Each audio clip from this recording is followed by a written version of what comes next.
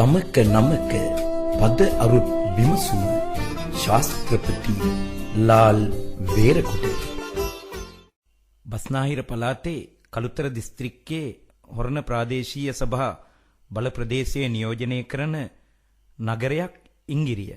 අපි බලමු මේ ඉංගිරිය කියන නම මේ ප්‍රදේශයට ලැබුණේ කොහොමද කියලා. මේ සම්බන්ධයෙන් භූගෝලීය පසුබිමක් බලපාලා තිනවා.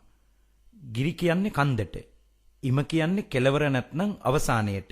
ඒ අනුව කන්දේ කෙළවර කියන අරුත මේ වචන දෙකේ තියෙනවා. මධ්‍ය කඳුකරයේ බෑවුම ක්‍රමානුකූලව බැහැගෙන ඇවිදින් රත්නපුර ප්‍රදේශයේ පසු කරගෙන ඉංගිරිය ප්‍රදේශයට පැමිණෙන විට කඳුකරය අවසන් වෙලා තුනී වෙලා යනවා. ඒ අනුව කන්දෙහිවත් ගිරියේ අවසානය ඉම ගිරිය බවට පත් වුණා. ඒ ඉම ගිරිය කියන අර්ථයෙන් තමයි මේ ප්‍රදේශයේ මුල් කාලීනව ඉම් ගිරිය කියලා භාවිත වුණා.